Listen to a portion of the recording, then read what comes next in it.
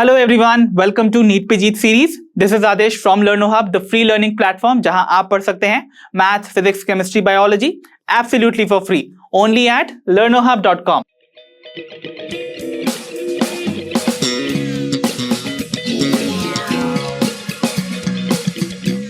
तो बच्चों, हमारी आज की वीडियो हमारे चैप्टर बायोमोलिक्यूल्स का ही कंटिन्यूएशन वीडियो है, जहां पर हम चैप्टर के रिमेनिंग कॉन्सेप्ट्स को डिस्कस करके करेंगे crystal clear.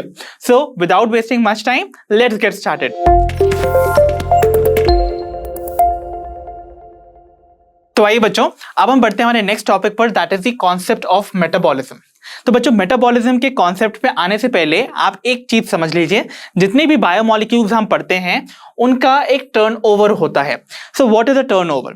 बेसिकली टर्नओवर का मतलब है कि ये जो बायोमोलिक्यूल्स होते हैं ये आपकी बॉडी में कॉन्स्टेंटली प्रोड्यूस हो रहे होते हैं और एक दूसरे में कन्वर्ट हो रहे होते हैं. That means biomolecules are constantly formed and transformed inside the body. ठीक है, और इसी को हम कहते हैं the turnover of the biomolecules. I hope it is clear.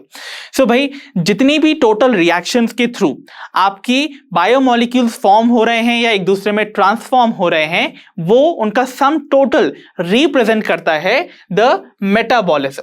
तो मेटाबॉलिज्म कुछ नहीं है, sum total of all the reactions जिनमें बायोमोलिक्यूल्स आइदर फॉर्म होते हैं या ट्रांसफॉर्म होते हैं, वी कॉल देम मेटाबॉलिज्म. ठीक है, ओके. और वहीं पर एक टर्म आता है मेटाबॉलिक पाथवे. तो जिन रिएक्शंस या लिंक्ड रिएक्शंस को फॉलो करते करते एक बायोमोलिक्यूल दूसरे में कन्वर्ट होता है, फिर दूसरा तीसरे में, उन लिंक्ड रिएक्शंस की एंटायर पाथवे को हम बुलाते हैं द मेटाबॉलिक पाथवे. तो series of linked reactions through which जो मेटाबोलाइट्स हैं, जिन्हें हम बायोमोलिक्यूल्स भी कहते हैं, they are converted into each other would represent the metabolic pathways.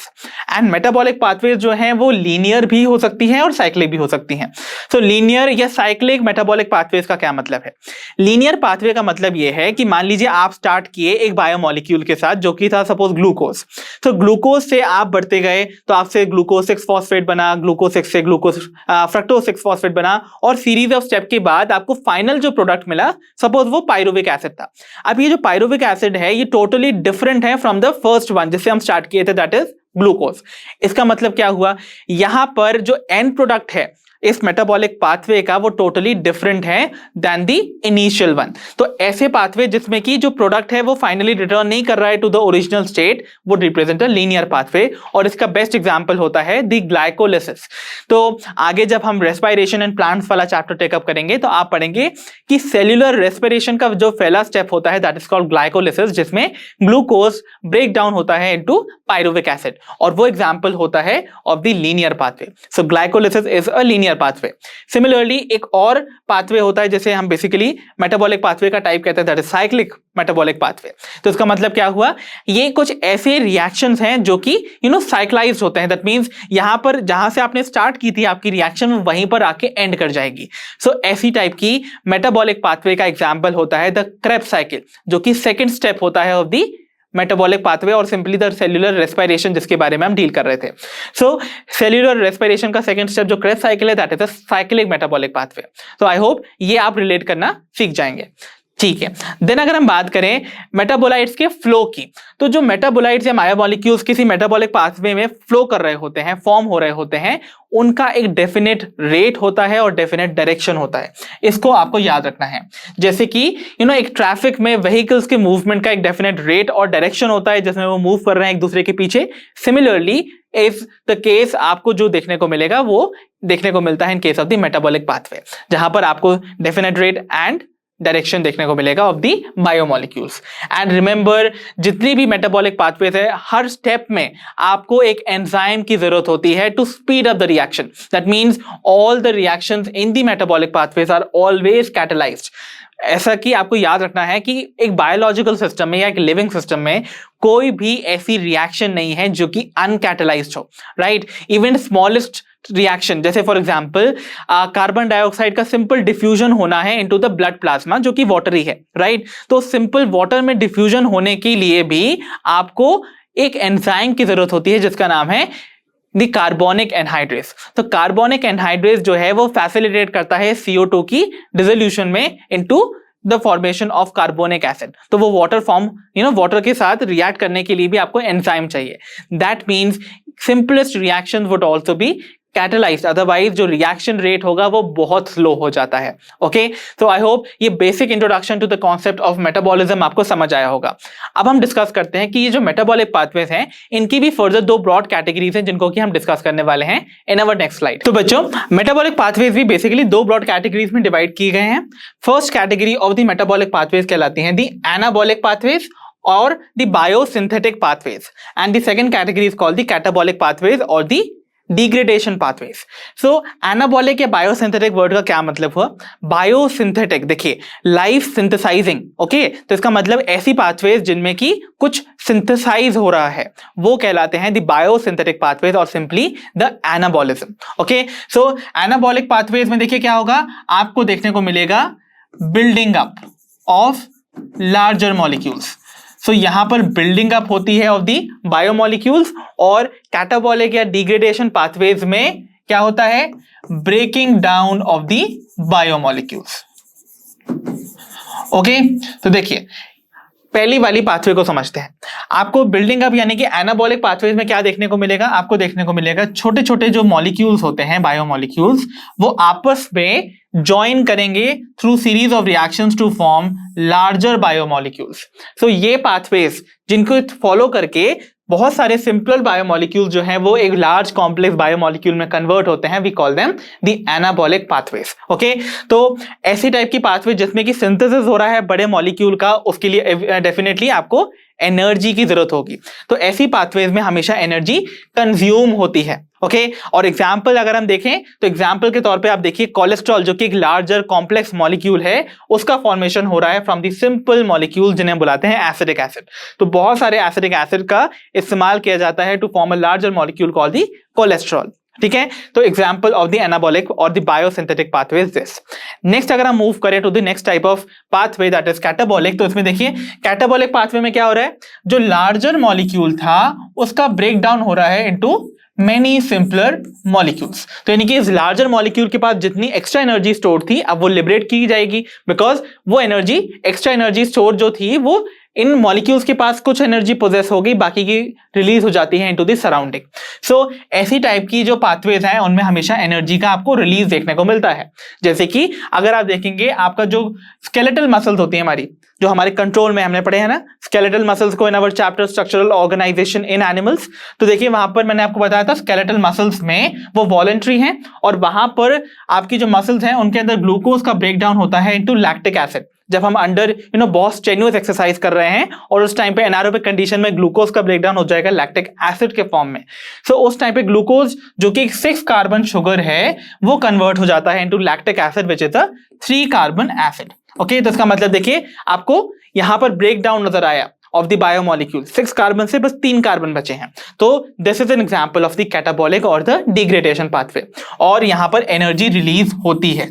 So remember, जिन भी मेटाबॉलिक पाथवेज में एनर्जी रिलीज होती है वो स्टोर की जाती है in the form of chemical bonds, और ऐसा स्पेशल स्ट्रक्चर जो कि केमिकल बॉन्ड्स के फॉर्म में एनर्जी को स्टोर करता है we call it adenosine triphosphate. So adenosine triphosphate जो है जिसे हम एनर्जी करेंसी मानते हैं of the cell, that is the molecule जो कि एनर्जी को बॉन्ड्स के फॉर्म में स्टोर करके रखता है। तो जब भी किसी मेटाबॉलिक पाथवे में रिक्वायरमेंट होगी तो ये एटीपी मॉलिक्यूल ब्रेक करके बॉन्ड्स को ब्रेक करके एनर्जी प्रोवाइड करेगा उस स्टेप को कंप्लीट करने के लिए। I hope it is clear now. और एक और simple term that I want to tell you is bioenergetics. तो बायो एनर्जेटिक्स क्या है? एक ऐसी स्टडी है जो इन्वॉल्व करती है with the making and the breaking of the bonds. Okay, तो जब भी कहीं पर बॉन्ड्स का ब्रेकिंग होगी या फिर बॉन्ड की फॉर्मेशन होगी बायोमोलिक्यूल्स के अंदर और उनसे रिलेटेड अगर हम उस स्टडी को एनालाइज कर रहे हैं तो वो स्टडी कहलाती है bioenergetics. I hope it is clear. तो आइए बच्चों अब हम बिगिन करते हैं with our next topic that is the living state. तो बच्चों इस चैप्टर में लिविंग स्टेट को कंपेयर किया गया है विद मेटाबॉलिज्म, और कहा गया है कि लिविंग स्टेट और मेटाबॉलिज्म आपस में सिनोनिमस टर्म्स हैं, यानी कि एक दूसरे के पर्यायवाची हैं। इन दोनों के सेम मीनिंग्स बताए गए हैं इस चैप्टर में। तो आखिरकार क्यों लिविंग स्टेट को मेटाबॉलिज्म से कंपेयर किया गया है और इक्वल बना गया है, तो आइए इसको समझने की कोशिश करते हैं। तो देखिए बच्चों, आपको पता है किसी भी लिविंग ऑर्गेनिज्म के अंदर बहुत सारे बॉडी फंक्शंस परफॉर्म हो रहे होते हैं और वो बॉडी फंक्शंस जो हैं वो मेंटेन करते हैं एक स्टेडी स्टेट को with in a living organism. तो स्टेडी स्टेट आप पूछेंगे क्या होता है, तो स्टेडी स्टेट बेसिकली एक ऐसी स्टेबल कंडीशन है जिसमें कि आपको कोई ऑब्जर्वेबल चेंज नजर नहीं आता है over a period of time. मतलब इवन इफ अगर कोई चेंज होता भी है एक डायरेक्शन में, तो ऑपोजिट डायरेक्शन में अनदर चेंज जो है वो उस चेंज को बैलेंस कर देगा, तो आपको ओवरऑल कोई नेट चेंज नजर नहीं आएगा।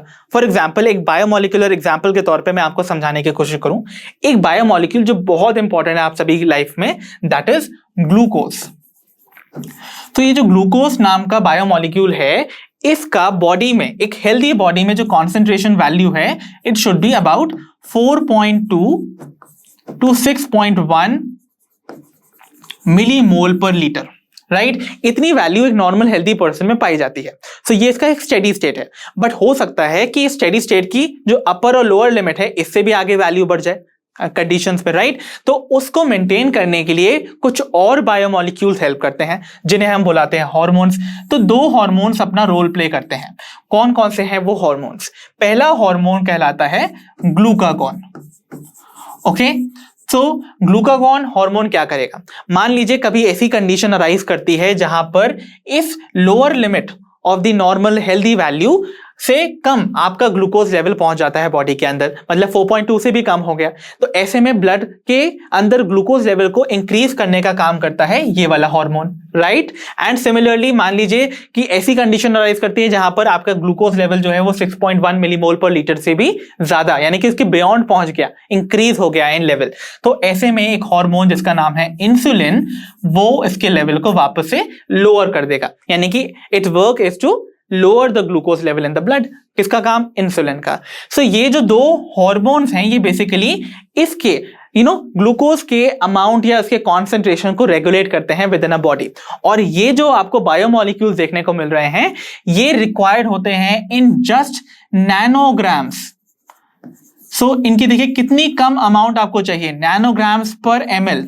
ओके, सो नैनोग्राम्स पर ml में इनकी वैल्यू रिक्वायर्ड होती है बिकॉज इनकी जो एक्टिविटी होती है वो बहुत ही स्पेसिफिक होती है। ओके, तो वो एक बार में ही अपना काम, टारगेट को एक बार में अचीव कर लेती है। सो दिस इज हाउ एक स्टेडी स्टेट मेंटेन होता है लिविंग ऑर्गेनिज्म के अंदर। अब जो स्टेडी स्टेट लिविंग ऑर्गेनिज्म के अंदर देखा जाता है वो इक्विलिब्रियम स्टेट नहीं होगा। Remember this thing, steady state living organism के अंदर हमेशा नॉन इक्विलिब्रियम होगा। तो लिविंग स्टेट जो है यहां पर आपको नॉन इक्विलिब्रियम देखने को मिलेगा, ऐसा स्टेडी स्टेट, राइट। तो देखिए क्यों ऐसा कहा गया है। देखिए फिजिक्स का एक कॉन्सेप्ट है कि कोई भी सिस्टम अगर इक्विलिब्रियम पे है, दैट मींस उस पे सारे एक्सटर्नल इंटरनल फोर्सेस जो हैं वो बैलेंस्ड हैं, तो ऐसा सिस्टम जो है वो वर्क परफॉर्म नहीं करेगा।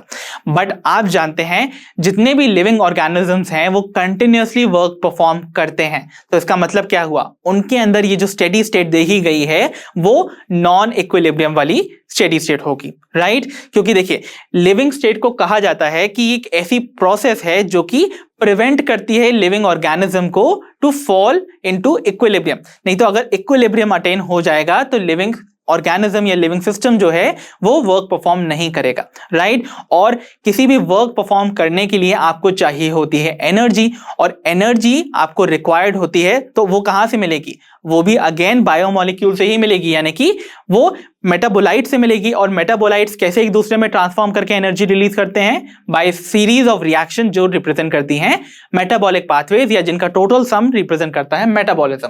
तो मेटाबॉलिज्म बेसिकली प्रोवाइड करता है एक मैकेनिज्म जिससे कि एनर्जी प्रोड्यूस होगी, और एनर्जी प्रोड्यूस होने के बाद उसको यूज किया जाएगा टू कंटिन्यूअसली परफॉर्म वर्क, ताकि वर्क परफॉर्म करके कोई भी लिविंग सिस्टम इक्विलिब्रियम में फॉल ना कर जाए, राइट। तो आई होप नाउ आपको समझ में आ गया होगा कि कैसे यहां पर लिविंग स्टेट जो है वो मेटाबॉलिज्म के इक्वल है, बिकॉज लिविंग स्टेट मेंटेन नहीं किया जा सकता है अगर बॉडी में कोई मेटाबॉलिज्म ही ना हो, क्योंकि मेटाबॉलिज्म ही एनर्जी प्रोवाइड करेगा जिससे कि वर्क परफॉर्म किया जा सकता है। I hope it is clear. तो therefore living state is a non equilibrium steady state जो कि परफॉर्म कर सकता है वर्क।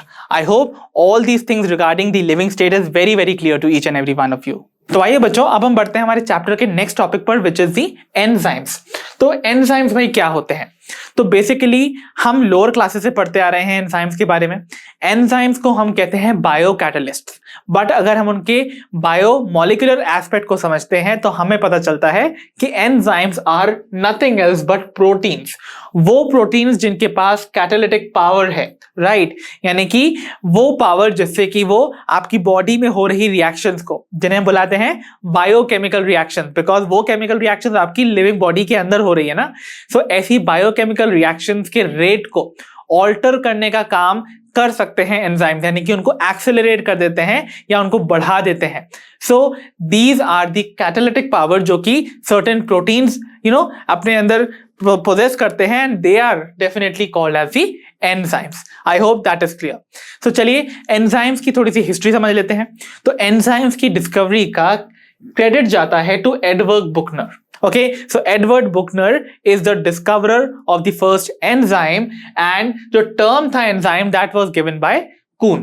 Okay, so Kuhn ने term दिया था enzyme को। So मैंने आपको बोला कि enzymes क्या हैं? They are all proteins, but there is an exception. कुछ ऐसे nucleic acids भी हैं जो कि enzymes की तरह work कर सकते हैं, and those are called ribozymes. So ribozymes are basically nothing else but the RNA, that is ribonucleic acid. तो ऐसे आरएनए देखेंगे अगर आप, तो ये बहुत ही इनका कॉम्पैक्ट स्ट्रक्चर होता है। सो ये जो कॉम्पैक्ट स्ट्रक्चर है वो एक्चुअली इनको ये एबिलिटी प्रोवाइड करता है to act as enzymes. Okay, so ribozymes are the non proteinaceous enzymes, ये आपको याद रखना है। All enzymes are proteinaceous except the ribozymes. So ये एक्सेप्शन है, इसीलिए इंपॉर्टेंट है from the examination point of view. चलिए, अब मैंने आपको बताया था, याद कीजिए मैंने आपको जब प्रोटीन फोल्डिंग बता रहा था, है ना, हमारी पिछली वीडियो में, तो मैंने आपको बोला था कि प्रोटीन्स जो होते हैं वो several levels of folding show करते हैं। जब मैंने आपको टर्शरी लेवल ऑफ फोल्डिंग बताई थी तो मैंने आपको कहा था जो टर्शरी लेवल होता है प्रोटीन फोल्डिंग का, वो किसी भी प्रोटीन को उसकी फंक्शनैलिटी प्रोवाइड करता है, यानी कि वो उसको उसकी एबिलिटी प्रोवाइड करता है टू परफॉर्म इट्स फंक्शन, है ना। और ऐसा स्ट्रक्चर होता था 3 डायमेंशनल स्ट्रक्चर, है ना। तो वो टर्शरी स्ट्रक्चर ही एंजाइम्स पोजेस करते हैं। और जब आप देखेंगे कि टर्शरी स्ट्रक्चर होता है किसी एंजाइम का, तो उसकी जो प्रोटीन चेन्स होती हैं जो उसका बैकबोन बनाती हैं, वो आपस में सेवरल टाइम क्रिस क्रॉस करती है एक दूसरे को, और उस क्रिस क्रॉसिंग के टाइम पे कुछ स्पेसेस एम्प्टी रह जाती हैं, एंड दो स्पेसेस जिन्हें हम क्रेविसेस या पॉकेट्स बुलाते हैं, वो कहलाते हैं the active sites of the enzymes. Okay, तो वो active sites of the enzymes जो होते हैं वो प्लेस हैं जहां पर कोई सबस्ट्रेट फिट होते हैं ताकि वो रिएक्शन को इनिशिएट कर सके। तो अगर एक एंजाइम को इस तरीके से रिप्रेजेंट किया जाएगा, तो देखिए यहां पर आपको कुछ पॉकेट्स या ऐसे ना क्रेविसेस नजर आ रहे हैं जिन्हें हम बुलाते हैं एक्टिव साइट, और इन एक्टिव साइट्स पे ही जाके आपके सबस्ट्रेट बाइंड करते हैं। ओके, और सबस्ट्रेट बाइंडिंग के बाद फाइनली यहीं पर जो एक्टिविटी है एंजाइम की वो इनिशिएट होती है और प्रोडक्ट का फॉर्मेशन होता है। तो चलिए एंजाइम्स के बारे में कुछ और डिटेल समझ लेते हैं हम। तो चलिए बच्चों, अब हम ये समझ लेते हैं कि एंजाइम्स की हमको बेसिकली नीड ही क्या है, क्यों हम एंजाइम्स को यूज करते हैं। तो देखिए, अगर इसको समझना है तो हम एक एग्जांपल ले लेते हैं। हमारी बॉडी में वेरियस प्रोसेसेस हो रही होती हैं, वेरियस मेटाबॉलिक पाथवेज हैं। सो आपको पता है कि बॉडी में जितनी भी मेटाबॉलिक पाथवेज हैं वो एंजाइम से कैटालाइज्ड होती हैं। तो एक सिंपल सी जो प्रोसेस है, सपोज यहाँ कार्बन डाइऑक्साइड का वाटर में डिसोल्यूशन होना, सिंपल डिफ्यूजन से, राइट, जो कि हमारे ब्लड का जो प्लाज्मा है उसमें डिसॉल्व हो रहा है, सपोज ये कार्बन डाइऑक्साइड। तो इतनी सी प्रोसेस को भी एंजाइम की जरूरत होती है। That is the enzyme used is called carbonic anhydrates. Okay, so carbonic anhydrase क्या करता है, कार्बन डाइऑक्साइड का वाटर में डिसोल्यूशन को एक्सेलरेट कराता है ताकि प्रोडक्ट बन सके द कार्बोनिक एसिड। ठीक है, तो मान लेते हैं अगर यही रिएक्शन मुझे एंजाइम की एब्सेंस में करवानी होती तो क्या सिनेरियो होता। तो अगर एब्सेंस ऑफ एंजाइम में ये रिएक्शन होती तो the rate of this reaction would have been very slow. इतना स्लो होता कि लगभग 1 घंटे में केवल 200 मॉलिक्यूल्स ही फॉर्म हो पाते of the product, that is carbonic acid के. So only 200 molecules of carbonic acid would have been formed. But वहीं अगर हम एंजाइम का यूज करते हैं टू कैटलाइज दिस रिएक्शन, तो यही रिएक्शन का जो रेट है वो इंक्रीज हो जाता 10 मिलियन टाइम्स. दैट मीन्स आपको लगभग पर second 6 lakh molecules of carbonic acid बनते हुए नजर आते. सो this is the power of an enzyme. इसीलिए एंजाइम्स कैटलाइज्ड रिएक्शंस इतनी इंपॉर्टेंट है. I hope you got it. तो आइए बच्चों, अब हम डिस्कस करते हैं the nature of enzyme action. यानी कि यहां हम डिस्कस करने वाले हैं कि फाइनली एंजाइम जो है वो आखिर में कैसे रिएक्ट करके प्रोडक्ट्स का फॉर्मेशन करते हैं. तो देखिए, मैंने आपको बताया था एंजाइम के पास आपको देखने को मिलती हैं कुछ पॉकेट्स या क्रेविसेस जिन्हें हम बुलाते हैं दी एक्टिव साइट. और एक्टिव साइट्स आपको जानते हैं ना, ये वो प्लेसेस है जहां पर एक्चुअली जो सबस्ट्रेट होते हैं, जो ओरिजिनल रिएक्टेंट्स हैं जो कि रिएक्ट करेंगे टू फॉर्म प्रोडक्ट्स, वो यहां पर आके अटैच होते हैं. So they are the site of the attachment of substrate, right? Okay, so what happens now? सबसे पहला स्टेप यही होने वाला है, जो आपके ओरिजिनल सबस्ट्रेट्स हैं जिनको रिएक्ट करना है वो जाके बाइंड करेंगे to these active sites of the enzyme. तो जो पहला स्टेप है उसको हम रिप्रेजेंट कर सकते हैं something like this. That means enzyme is going to bind with the substrate. ठीक है, तो यहां पर सपोज इनका अटैचमेंट स्टार्ट होता है. Now what will happen? अब आप देखोगे जब आपके सबस्ट्रेट एंड एंजाइम के एक्टिव साइट से बाइंड हो गए तो आपको एक टेम्पररी स्ट्रक्चर का फॉर्मेशन नजर आता है. वो टेम्पररी स्ट्रक्चर जो है वो कहलाता है एंजाइम सबस्ट्रेट कॉम्प्लेक्स. ओके, सो ये बेसिकली एक टेम्पररी स्टेट है और इसको हम ट्रांजिशन स्टेट भी बुलाते हैं. इसको हम आगे भी कंटिन्यू करेंगे समझने के लिए. सो अभी के लिए आप इतना समझिए कि आपका एंजाइम आपके सबस्ट्रेट के साथ बाइंड कर गया है. ठीक है, तो फाइनली ये अटैचमेंट आपको देखने को मिला. Now what will happen? अब आप देखोगे ये जो सबस्ट्रेट बाइंड किया है वो सबस्ट्रेट के ओरिजिनल जो बॉन्ड से वो ब्रेक हो जाएंगे एंड न्यू बॉन्ड्स का फॉर्मेशन होगा. और आप जानते हैं किसी भी केमिकल रिएक्शन में आखिरकार रिएक्शन होती क्या है? केमिकल रिएक्शन में होता यही है कि पुराने बॉन्ड्स टूटते हैं और बनते हैं नए बॉन्ड्स. तभी हम कहते हैं कि पुराना जो सबस्ट्रेट था, ये रिएक्टेंट था, वो प्रोडक्ट में कन्वर्ट हुआ बिकॉज वहां नए बॉन्ड्स फॉर्म हुए हैं. ओके, सो देखिए यहां पर भी कुछ ऐसा ही होने वाला है. ये जो एंजाइम सबस्ट्रेट कॉम्प्लेक्स था वो पुराने बॉन्ड्स तोड़ के नए बॉन्ड्स बनाएगा और तब भी वो जो ट्रांजिशन का स्टेट था उसमें प्रोडक्ट जो बन भी रहे हैं वो अभी भी एंजाइम के साथ ही बाइंड रहेंगे. सो अब आपको जो एक और टेम्पररी स्टेट देखने को मिलेगा that would be referred to as enzyme product complex.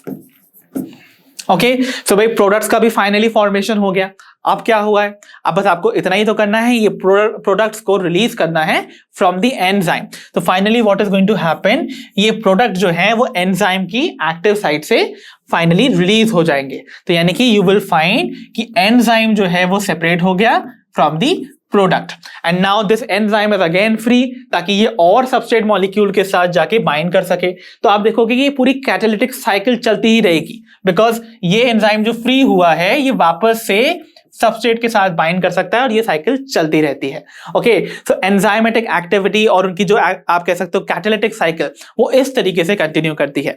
तो initially what happens? Enzyme bind करेगा सबस्ट्रेट के साथ, एक एंजाइम सबस्ट्रेट कॉम्प्लेक्स बनेगा. वो एंजाइम सबस्ट्रेट कॉम्प्लेक्स जो है वो कन्वर्ट होता है into enzyme product complex and finally product का सेपरेशन हो जाता है फ्रॉम द एंजाइम और ये साइकिल कंटिन्यूअस चलती है. So this is what is the nature of the enzymatic activity और the enzyme action. I hope that is clear. तो आइए बच्चों, अब मैं एक बहुत ही important aspect regarding the enzyme activity which is the concept of activation energy उसको डील करने जा रहे हैं. तो देखिए, कॉन्सेप्ट ऑफ एक्टिवेशन एनर्जी, पहले तो एक्टिवेशन एनर्जी क्या है इसके नाम से ही आपको कुछ इंडिकेशन मिल गया होगा. यानी कि यहां पर हम वो एनर्जी के बारे में डिस्कस करने वाले हैं जो कि एक्टिवेट करेगी किसी रिएक्शन को या उसको इनिशिएट करवाएगी.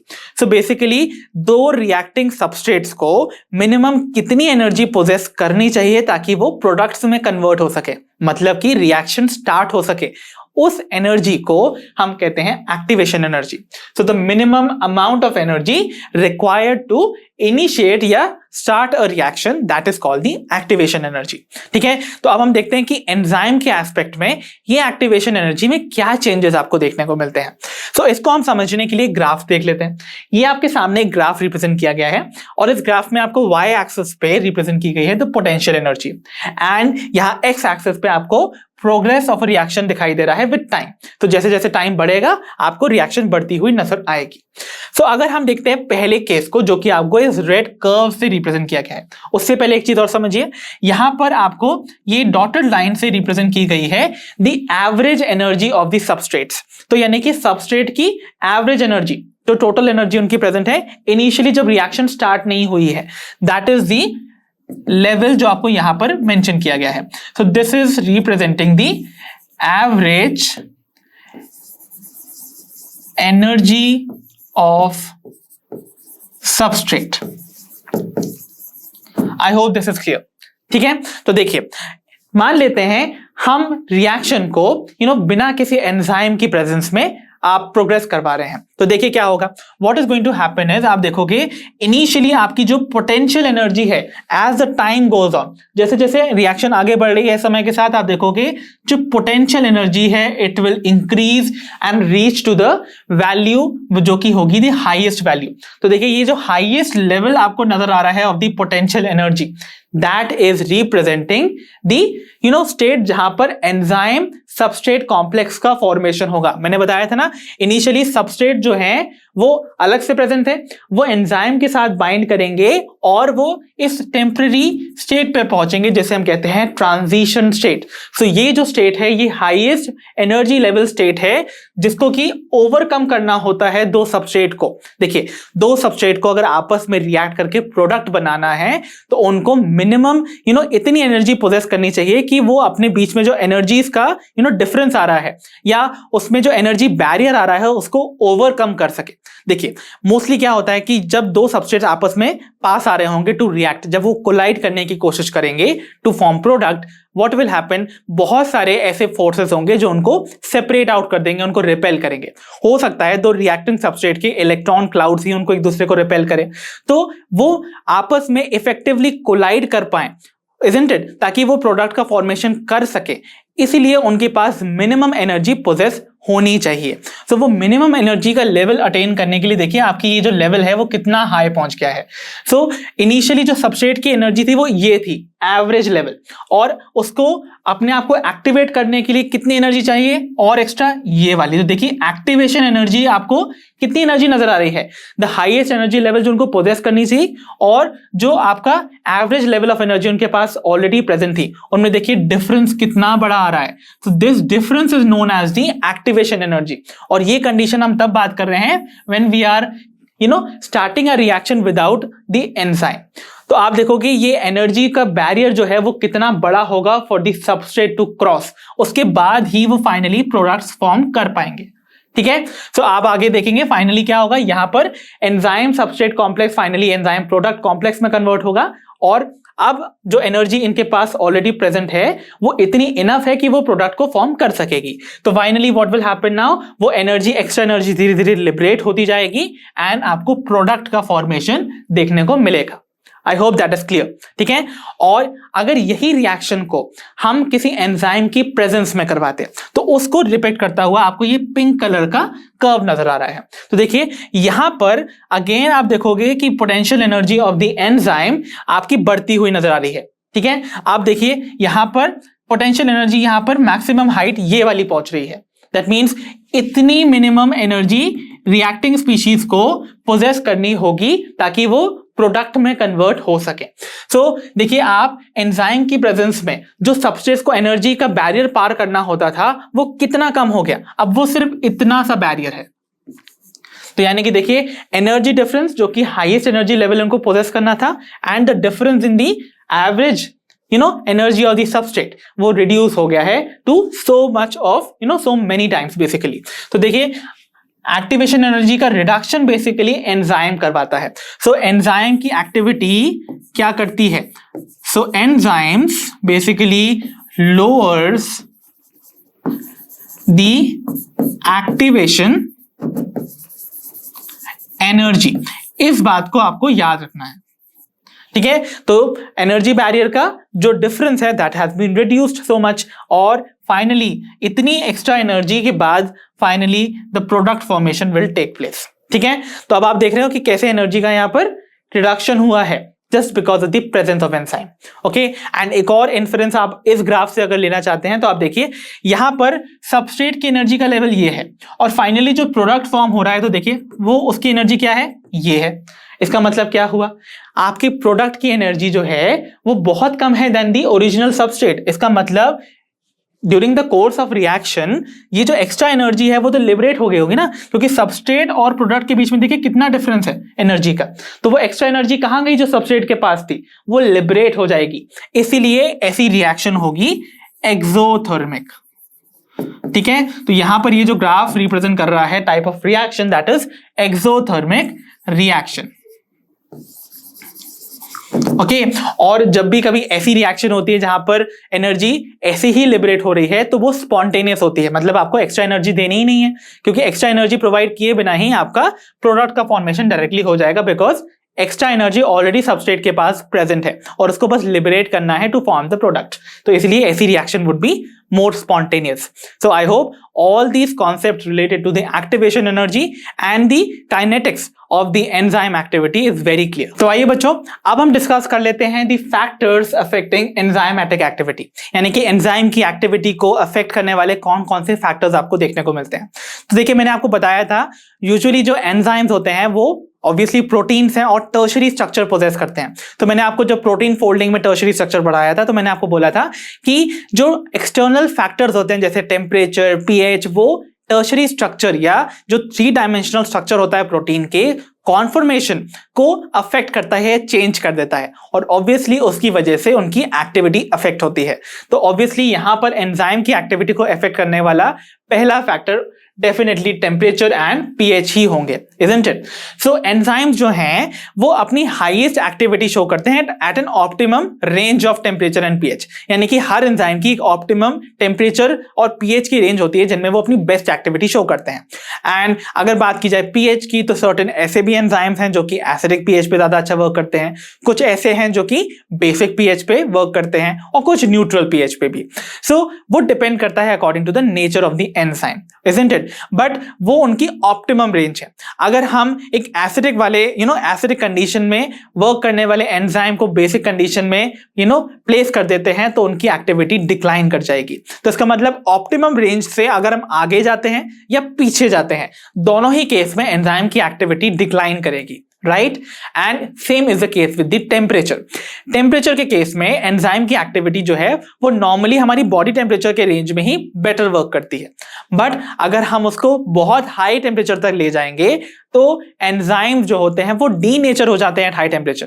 सो हाई टेम्परेचर पे एंजाइम अपनी पूरी एक्टिविटी ही छोड़ देंगे बिकॉज वो डीनेचर हो गए, उनका नेचर ही नहीं बचा अब एंजाइमेटिक एक्टिविटी करने का, इजंट इट। बिकॉज ऑब्वियसली वो प्रोटीन्स है ना, और टर्शरी स्ट्रक्चर्स में कितने सारे फोर्सेस हैं जो कि उन टर्शरी स्ट्रक्चर को मेंटेन करके रखे हैं, और अगर हम हाई टेम्परेचर ले जाएंगे तो वो सारे के सारे इंटरेक्शन जो है वो डिसरप्ट हो जाएंगे, isn't it. And that is why enzymes high temperature पे हो जाते हैं डीनेचर। वाइल अगर हम बात करें बहुत लो टेम्परेचर पे, सपोज अगर हम किसी एंजाइम को ले जाएं तो व्हाट विल हैपन, एंजाइम जो है अगर बहुत लो टेम्परेचर पे हम ले जाते हैं तो व्हाट विल हैपन इज कि एंजाइम जो है वो फ्रोजन हो जाएंगे, वो अपनी एक्टिविटी बेसिकली रोक देंगे, बट फॉर टेम्पररी पीरियड। बाद में जब उनको फेवरेबल कंडीशन या टेम्परेचर रेंज प्रोवाइड की जाएगी तो वापस से अपनी एंजाइमेटिक एक्टिविटी रिज्यूम कर लेते हैं। So that is how temperature affects है। हाई टेम्परेचर में डीनेचर हो जाते हैं एंजाइम और लो टेम्परेचर में इनएक्टिव हो जाते हैं, बट एक्टिविटी रीगेन की जा सकती है अगर टेम्परेचर को ऑप्टिमम बना लिया जाए। तो अगर हम इनके ग्राफ्स को देखेंगे तो आप ग्राफ्स में देखिए, अगर ये एंजाइमेटिक एक्टिविटी का एक्सेस है और यहां पर पीएच या टेम्परेचर है, तो देखिए अगर ये ऑप्टिमम रेंज है ना एक्टिविटी की, यानी कि सपोज ये ऑप्टिमम पीएच है जिसपे कि एक एंजाइम वर्क करता था, तो इससे पहले या इससे बाद में दोनों ही तरफ आप देखोगे एक्टिविटी डिक्लाइन करने लगेगी। And similar is the case with the temperature. तो टेम्परेचर में भी अगर सपोज ये आपका हाईएस्ट एंजाइमेटिक एक्टिविटी का एक तरह से ग्राफ था, तो हाईएस्ट एंजाइमेटिक एक्टिविटी आपको जिस टेम्परेचर पे देखने को मिल रही है, this is the optimum temperature. अब अगर इस टेम्परेचर से आप लोअर जाते हैं या हायर जाते हैं, दोनों ही केस में यू विल सी कि एक्टिविटी डिक्लाइन कर जाएगी। So it means activity declines both above and below the optimum value। But कुछ ऐसे भी एंजाइम्स हैं जो कि ऑलरेडी थर्मोफिलिक कंडीशन में पाए जाते हैं, मींस ऐसी कंडीशन जहां पर बहुत हाई टेम्परेचर होता है। जैसे कि हॉट स्प्रिंग्स में एक बैक्टीरिया पाया जाता है जिसका नाम है थर्मस एक्वाटिकस, और उससे एक्सट्रैक्ट किया जाता है एक एंजाइम जिसका नाम है Taq polymerase. Okay, so I am giving you an exceptional case जिसका नाम है टैक पॉलीमरेज। सो टैक वर्ड एक्चुअली आता है from the word thermos aquaticus, उस बैक्टीरिया का नाम है जिससे ये एंजाइम आइसोलेट किया गया था। ओके, सो बेसिकली ये आता है फ्रॉम दी बैक्टीरिया, मैं लिख भी देता हूं आपके लिए फॉर योर रेफरेंस, जिसका नाम है थर्मस एक्वाटिकस। सो ये बेसिकली एक हॉट स्प्रिंग बैक्टीरिया है, ठीक है, और ये एंजाइम जो है वो बहुत high temperature range about 70 to 90 degree Celsius पे वर्क कर सकते हैं। Okay, so this is the exceptional case जहां पर एंजाइमेटिक एक्टिविटी हाई टेम्परेचर पे आपको देखने को मिल रही है। एंड इसका एक बहुत बड़ा एप्लीकेशन भी है जब आप अपने हायर क्लास में पॉलीमरेज चेन रिएक्शन नाम की एक रिएक्शन पढ़ते हैं, एक प्रोसेस पढ़ते हैं पीसीआर, उसमें हम इस एंजाइम का इस्तेमाल करते हैं because we have to denature the DNA first, और उसके बाद उनका यूज किया जाता है to synthesize more DNA copies. तो वहां पर हम टैक पॉलीमरेज नाम के एंजाइम का इस्तेमाल करते हैं in case of genetic engineering. Okay, so I hope all these related things regarding the temperature and pH as the factors affecting enzymatic activity is very clear। तो आइए बच्चों, अब हम देखते हैं the next factor जो कि अफेक्ट करता है enzymatic activity को, and that is the concentration of the substrate। Okay, तो substrate के concentration को हम represent करते हैं like this, ठीक है। तो देखिए, आप जानते हैं कि सबस्ट्रेट का कॉन्सेंट्रेशन यानी कि रिएक्टेंट्स का अगर कॉन्सेंट्रेशन बढ़ा दिया जाए तो ऑब्वियसली प्रोडक्ट का फॉर्मेशन ज्यादा होगा। जैसे कि मान लीजिए आपके घर में रॉ वेजिटेबल ज्यादा आएंगे तो आपके घर में जो वेजिटेबल बन रहा है वो ज्यादा अमाउंट में बनेगा, इजंट इट। तो सबस्ट्रेट का कॉन्सेंट्रेशन इंक्रीज करने पे आप इमेजिन करेंगे दैट द रिएक्शन और the products would be more. But क्या रिएक्शन की स्पीड उतनी फास्ट हो सकती है? आइए इसको समझ लेते हैं इस ग्राफ से। तो देखिए, यहां पर एक ग्राफ रिप्रेजेंट किया जा रहा है जहां पर एक तरफ हम रिएक्शन की वेलोसिटी या स्पीड को कंपेयर कर रहे हैं ऑन द वाई एक्सिस, और यहां पर हम कंपेयर कर रहे हैं with the concentration of the substrate on the x axis. तो देखिए, initially what will happen is, आप देखेंगे कि रिएक्शन जो है वो इनिशियली जो उसका रेट होगा that is going to be very fast. तो आप देखोगे कि यहां पर रेट ऑफ रिएक्शन धीरे धीरे बहुत स्टीपली बढ़ रहा है, isn't it? बहुत स्पीड में आप देखोगे रिएक्शन कंप्लीट हो रही है। दैट मींस आप इतना सा कॉन्सेंट्रेशन इंक्रीज होने पे आप देख रहे हो कि स्पीड ऑफ रिएक्शन कितनी फास्ट है। ऐसा क्यों भाई? क्योंकि इस टाइम पर जब रिएक्शन स्टार्ट हो रही होती है तब आपके पास बहुत सारे एंजाइम के मॉलिक्यूल्स ऐसे फ्री होते हैं। ओके, सो अगर ये एंजाइम के मॉलिक्यूल्स फ्री होंगे तो इस पे जाके आपको पता है आपके सबस्ट्रेट इजीली बाइंड करते जाएंगे, और जैसे जैसे सबस्ट्रेट की बाइंडिंग होती जाएगी वैसे वैसे मोर एंड मोर प्रोडक्ट्स बनते जाएंगे। इसका मतलब आपको ये कंडीशन समझ में आ रही है ना कि जहां पर इनिशियली एंजाइम्स के मॉलिक्यूल भी ज्यादा हैं और उनकी एक्टिव साइट्स भी फ्री हैं और सबस्ट्रेट भी ज्यादा है, तो इसका मतलब एक एक सबस्ट्रेट जाके हर एक एंजाइम से बाइंड करता जाएगा और प्रोडक्ट फॉर्मेशन इनिशिएट करता जाएगा। तो स्टार्टिंग की कंडीशन में तो ऐसा होगा, but what you will notice is after reaching certain value, एक मैक्सिमम लिमिट के बाद इस पॉइंट पर आप इमेजिन कीजिए, यहां इस पॉइंट पे आते आते आप देखोगे जो स्पीड है रिएक्शन की वो बढ़ना बंद हो गई, यानी कि अब देखिए यहां से ये कांस्टेंट हो जाएगी, समथिंग लाइक दिस। तो ये जो आपको रिप्रेजेंट कर रही है द वेलोसिटी, जो कि मैक्सिमम वेलोसिटी है, वो इसके आगे इंक्रीज नहीं हो रही है। आप कितने ही सबस्ट्रेट के मॉलिक्यूल बढ़ा दो, यानी कि आप कितना ही सबस्ट्रेट के कॉन्सेंट्रेशन को इंक्रीज कर दो, सबस्ट्रेट के मॉलिक्यूल डालते जाओ, but what will happen, reaction की स्पीड वही रहेगी। ऐसा क्यों भाई? क्योंकि मेजॉरिटी ऑफ द एंजाइम जो होंगे वो सैचुरेटेड होंगे विद द सबस्ट्रेट, मतलब majority of enzyme already substrates के साथ बाउंड है, तो अभी वो प्रोडक्ट बनाएंगे तभी तो वो उसको फ्री करेंगे ना, नहीं तो अगर एंजाइम मॉलिक्यूल ही पहले से ऑक्यूपाइड है तो सबस्ट्रेट्स जाके बाइंड कहां करेंगे? आप डालते रहो, आप कितने सबस्ट्रेट्स डालना चाहते हो, बट जब तक कि एक्टिव साइट एंजाइम की फ्री ही नहीं होगी, रिएक्शन फास्ट होगी ही नहीं। ओके, तो यहां कंडीशन क्या होगी, इस पॉइंट पे आते आते आपको जितने भी एंजाइम मॉलिक्यूल्स देखने को मिलेंगे, they are going to be all saturated with the substrate, और इसीलिए आपका जो रेट ऑफ रिएक्शन है that is going to remain at a constant level, और जो मैक्सिमम वेलोसिटी अटेन करती है उसे हम Vmax से रिप्रेजेंट करते हैं। ठीक है, तो देखिए कॉन्सेप्ट को समझ लेते हैं कि इनिशियली आप देखोगे सबस्ट्रेट का कॉन्सेंट्रेशन बढ़ाने पे velocity of the enzymatic activity increase करेगी और रीच करेगी कि मैक्सिमम वैल्यू को, जो कि है द Vmax और द मैक्सिमम वेलोसिटी। एंड अगर हम उसकी बियॉन्ड सबस्ट्रेट कॉन्सेंट्रेशन बढ़ाते हैं तो आप देखोगे increase in the further substrate concentration जो है वो आपको कहीं भी अफेक्ट करती हुई नजर नहीं आएगी द वेलोसिटी, बिकॉज एंजाइम के मॉलिक्यूल्स जो हैं अब फ्यूअर बचे हैं देन द सबस्ट्रेट मॉलिक्यूल, क्योंकि ऑलरेडी एंजाइम के मॉलिक्यूल्स जो हैं वो प्री ऑक्यूपाइड हैं by the already existing substrate molecules. I hope ये चीज आपको अब अच्छे से समझ आई होगी। और एक और कॉन्सेप्ट मैं आपको यहां दे दूं ऑफ दिस कांस्टेंट, इसे हम कहते हैं the Michaelis constant. So what is Michaelis constant? So Michaelis constant basically एक एक्सप्रेशन है जो कि एक्चुअली डिनोट करता है वो सबस्ट्रेट का कॉन्सेंट्रेशन, देखिए जिसमें कि जो वेलोसिटी, जो मैक्सिमम वेलोसिटी है उसकी हाफ वैल्यू अटेन कर ली गई हो। तो देखिए ये Vmax थी, ओके, और ये Vmax की हाफ वैल्यू अटेन करने पे आपको कितना सबस्ट्रेट का कॉन्सेंट्रेशन प्रोवाइड करना चाहिए, ओके, वो जो वैल्यू होती है that is found out by this Michaelis constant. So Michaelis constant represent करता है वो सबस्ट्रेट का कॉन्सेंट्रेशन जिसपे कि मैक्सिमम वेलोसिटी की हाफ द वैल्यू रीच कर गई हो। आई होप ये सारे कॉन्सेप्ट्स भी regarding the concentration as a factor affecting the enzymatic activity वो भी आपको क्लियर हुआ होगा। तो आइए बच्चों अब हम डिस्कस करते हैं the concept of inhibition regarding the activity of enzyme. Okay, तो देखिए यूजुअली जो एंजाइम्स होते हैं वो सर्टेन केमिकल जो कि उनसे बाइंड कर जाते हैं उनकी प्रेजेंस से काफी हद तक सेंसिटिव होते हैं, मींस वो अफेक्ट हो जाते हैं easily by the presence of certain chemicals जो उनसे बाइंड करने की कैपेबिलिटी रखते हैं।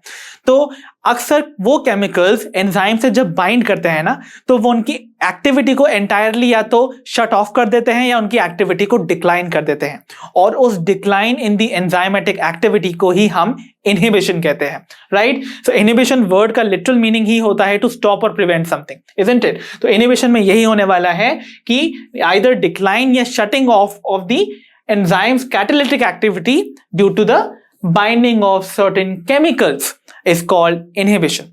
ठीक है, एंड वो केमिकल्स जो कि एंजाइम्स की बाइंड करने के बाद उसकी एक्टिविटी को शट ऑफ कर देते हैं, they are called inhibitors. So basically inhibition भी हम दो कैटेगरीज में डिवाइड कर देते हैं और उनको हम डिटेल में स्टडी भी करने वाले हैं। So first category of inhibition is called the competitive inhibition and the other one is called the non competitive inhibition. तो आइए इन दोनों कैटेगरीज को हम एक एक करके टेकअप करते हैं और इनके बीच के डिफरेंस को समझ लेते हैं। तो आइए बच्चों अब हम बिगिन करते हैं with our very first category of the inhibition that is the competitive inhibition. तो एज द नेम सजेस्ट यहां पर आपको कॉम्पिटिशन दिखने वाला है बिटवीन टू रिएक्टिंग मॉलिक्यूल्स। तो देखिए आगे हम देखने वाले हैं कि कैसे वो कॉम्पिटिशन हमको देखने को मिलता है। तो सबसे पहले एक नॉर्मल एक्टिविटी देख लेते हैं एक एंजाइम की। तो मान लीजिए वो इनहिबिटर जो कि वो केमिकल है जो एंजाइम की एक्टिविटी को शट ऑफ कर देगा वो एब्सेंट है, वो है ही नहीं। तो एक नॉर्मल एंजाइम एक्टिविटी कैसी दिखाई देगी आपको? तो एक एंजाइम होगा जिसके पास उसकी एक्टिव साइट होगी और उस एक्टिव साइट पे आपको एक सबस्ट्रेट बाइंड करता हुआ नजर आएगा। तो एंजाइम जब सबस्ट्रेट से बाइंड कर जाएगा तो फॉर्मेशन होगा एंजाइम सबस्ट्रेट कॉम्प्लेक्स का, और enzyme substrate complex finally result करेगा into the formation of product जो कि रिलीज हो जाते हैं फ्रॉम द एंजाइम। ओके, अब मान लेते हैं कि एक केमिकल जो कि बहुत सिमिलर है in structure to this substrate, जिसे हम बुलाएंगे द कॉम्पिटिटिव इनहिबिटर। तो ये जो कॉम्पिटिटिव इनहिबिटर है वो प्रेजेंट है और इसका स्ट्रक्चर बहुत सिमिलर होने की वजह से ये इस एंजाइम की एक्टिव साइट को ऑक्यूपाई कर लेगा। तो अगर ये बाइंड कर जाता है तो ये क्या करेगा? ये ब्लॉक कर देगा the active site of the enzyme, या एक तरह से जैम हो जाएगा आपका एक्टिव साइट। अब जब ये एक्टिव साइट ही जैम हो गया तो आपका ओरिजिनल सबस्ट्रेट जाके इस एक्टिव साइट पे बाइंड नहीं कर पाएगा और ये जो ओरिजिनल साइकिल चलनी थी ऑफ द प्रोडक्ट फॉर्मेशन वो वहीं पर रुक जाएगी। So this is called competitive inhibition because ये इनहिबिटर जो कि बहुत क्लोजली रिजेंबल करता है टू द ओरिजिनल सबस्ट्रेट जाके कंपीट करेगा with the substrate for the active site of the enzyme, इसीलिए we call it competitive inhibitor. Okay, और मैकेनिज्म को या फिनोमिनन को हम बुलाते हैं कॉम्पिटिटिव इनहिबिशन। सो देखिए, मैं इंपॉर्टेंटली यहां पर आपको बता देता हूं कि सबसे पहले तो क्या क्या कंडीशन नेसेसरी होनी चाहिए। Usually what is going to happen is कि आपका जो सबस्ट्रेट है as well as the inhibitor, ये दोनों के दोनों स्ट्रक्चरली सिमिलर होंगे। So they are going to be structurally similar, first condition, ठीक है। और दोनों कॉम्पीट करेंगे for the active site of enzyme. So compete for active site of enzyme. I hope this is also clear, right? And lastly, एक और important point में अगर बता दूं तो ये जो फिनोमेना है कॉम्पिटिटिव इनहिबिशन की, this is a reversible phenomena. So आप इस इनहिबिशन को रिवर्स भी कर सकते हैं by adding more and more substrate molecules. तो अगर आप सबस्ट्रेट के कॉन्सेंट्रेशन को इंक्रीज कर देते हैं तो व्हाट विल हैपन, ये जो फिनोमेना हुई थी ना जहां पर आपकी एक्टिव साइट्स को ऑक्यूपाई कर लिया था इन इनहिबिटर्स ने जो कि क्लोजली रिजेंबल करते थे टू द सबस्ट्रेट, वो वापस से अलग हो जाएंगे and the reactions would be वापस से इनिशिएट हो जाएंगी जो कि यहां पर नॉर्मल कंडीशन में होती थी। तो उसके लिए आपको सबस्ट्रेट का कॉन्सेंट्रेशन बढ़ाना होगा, right. So this is the phenomena. और इस कॉम्पिटिटिव इनहिबिशन का क्लासिक एग्जाम्पल होता है the inhibition of the activity of an enzyme जिसका नाम है सक्सिनेट डीहाइड्रोजिनेज। तो देखिए, मान लेते हैं कि ये जो एंजाइम यहां पर मेंशन है दिस इज सक्सिनेट डीहाइड्रोजिनेज। तो ये सक्सिनेट डीहाइड्रोजिनेज नाम का जो एंजाइम था वो एक्चुअली ओरिजिनल सबस्ट्रेट से बाइंड करना चाहिए था और उस सबस्ट्रेट का नाम क्या होगा, सक्सिनेट। ओके, तो सक्सिनेट वर्ड कह लीजिए या सक्सिनिक एसिड कह लीजिए, दे आर सेम। तो सक्सिनेट ओरिजिनली इस सक्सिनेट डीहाइड्रोजिनेज नाम के एंजाइम से बाइंड करना चाहिए था और फाइनली आगे की रिएक्शन प्रोसीड होनी चाहिए थी। बट एक मॉलिक्यूल जो कि बहुत क्लोजली रिजेंबल करता है टू द ओरिजिनल सबस्ट्रेट जो कि था सक्सिनेट, और वो मॉलिक्यूल कहलाता है मेलोनेट। सो मेलोनेट या मेलोनिक एसिड नाम का ये जो मॉलिक्यूल है वो बहुत सिमिलर है टू द सक्सिनेट, इसीलिए वो जाके इस एंजाइम सक्सिनेट डीहाइड्रोजिनेज की एक्टिव साइट से जाके बाइंड कर जाएगा और उसकी एक्टिविटी को शट ऑफ कर देगा। और इसीलिए ये वाला जो एग्जांपल है कॉम्पिटिटिव इनहिबिशन का, ये बहुत ही इंपॉर्टेंट है। एंड आप देखेंगे सेवरल क्वेश्चंस पूछे जाते हैं आपसे एग्जामिनेशन में इन सेवरल ईयर्स। ओके, तो आप जब हम प्रीवियस ईयर क्वेश्चंस करेंगे तो आप देखेंगे सेवरल क्वेश्चंस इस कॉन्सेप्ट से भी पूछे गए हैं। तो आइए बच्चों, अब हम डिस्कस करते हैं next type of inhibition that is called non competitive inhibition. So non competitive inhibition आपको नाम बता रहा है कि यहां पर कोई कंपटीशन नहीं होने वाला है between the inhibitor and the substrate. Okay, तो इसका मतलब एक्टिव साइट से को लेकर लड़ाई नहीं होने की between the substrate and the inhibitor. तो देखिए, आप अगर इस फिगर से समझ सकते हैं, सपोज ये ब्लू कलर का जो स्ट्रक्चर आपको दिखाया जा रहा है दिस इज एन एंजाइम जिसकी ये एक्टिव साइट है, ये उसका सबस्ट्रेट है। ओके, तो सबसे पहले आप ये देखिए, यहां पर जो सबस्ट्रेट दिखाया जा रहा है और यहां पर जो इनहिबिटर दिखाया जा रहा है उनके बीच में कोई सिमिलैरिटी नहीं है इन इट्स स्ट्रक्चर। तो देखिए, यहां पर ये दोनों स्ट्रक्चर्स आपस में डिसिमिलर होंगे। तो पहले important point regarding non competitive inhibitor is कि inhibitor has no similar structure to the substrate. Okay, so no structural similarity with the substrate आपको पहली कंडीशन देखने को मिलेगी ऑफ द इनहिबिटर। और जो इनहिबिटर है देखिए, वो एक्टिव साइट पे जाके बाइंड नहीं कर रहा है बल्कि it is going to bind at a site जो कि other than the active site होगी।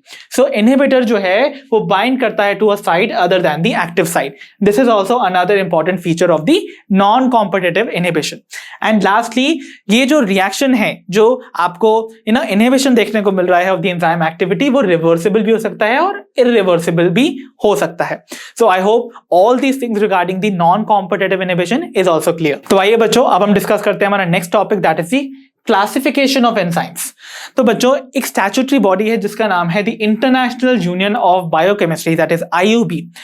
इस ऑर्गेनाइजेशन ने डिवाइड किया है एंजाइम्स को 6 ब्रॉड क्लासेस में बेस्ड ऑन कि ये किस टाइप की रिएक्शंस को कैटलाइज करते हैं। ओके, कैटलाइज करने का मतलब ये किस टाइप की रिएक्शंस को एक्सेलरेट करते हैं या उनको फैसिलिटेट करते हैं। ओके, सो देखिए 6 ब्रॉड कैटेगरीज की फर्स्ट 2 कैटेगरीज या क्लासेस आपके सामने हैं और आपको इन क्लासेस को इसी सीक्वेंस में याद रखना है। तो जो फर्स्ट क्लास होती है of the enzymes, they are called oxidoreductases या फिर डीहाइड्रोजिनेसेस। तो as the name suggest oxidoreductases, that means ये रिडॉक्स रिएक्शन जहां पर ऑक्सीडेशन रिडक्शन साइमल्टेनियसली हो रही है, इस टाइप की रिएक्शंस को करेंगे catalyse. So they catalyse oxidoreduction between 2 substrates. तो इसको हम रिप्रेजेंट करते हैं by this type of chemical reaction. देखिए इनिशियली मान लेते हैं कि एक सबस्ट्रेट था जो कि ऑलरेडी रिड्यूस था, वो बाइंड करता है दूसरे सबस्ट्रेट से जिसका नाम है S- जो कि ऑलरेडी ऑक्सीडाइज था। तो मान लीजिए इनमें से एक को जो ऑक्सीडाइज था उसको रिड्यूस करवाना है और जिसको रिड्यूस जो ऑलरेडी रिड्यूस था वो ऑक्सीडाइज करवाना है। तो वी यूज द एंजाइम डीहाइड्रोजिनेसिस या ऑक्सीडोरिडक्टेसेस। तो व्हाट विल हैपन, जो ओरिजिनली रिड्यूस सबस्ट्रेट था वो ऑक्सीडाइज हो जाएगा और जो ओरिजिनली ऑक्सीडाइज सबस्ट्रेट था वो रिड्यूस हो जाएगा। So this is how oxidoreductases bring about their catalysis. अगर हम बात करें क्लास 2 एंजाइम्स की जिन्हें हम बुलाते हैं ट्रांसफरेसेस, तो जैसा कि नाम बता रहा है ये एक सबस्ट्रेट में प्रेजेंट फंक्शनल ग्रुप को दूसरे सबस्ट्रेट में ट्रांसफर करने का काम करते हैं। तो देखिए इसको अगर मैं रिप्रेजेंट करूं एक रिप्रेजेंटेशन से, तो आप देखिए यहां पर ये जो ओरिजिनल सबस्ट्रेट है F और वो बाउंड है विद अ फंक्शनल ग्रुप जिसका नाम है G, ठीक है। और यहां पर दूसरा सबस्ट्रेट है S- जो कि फ्री है।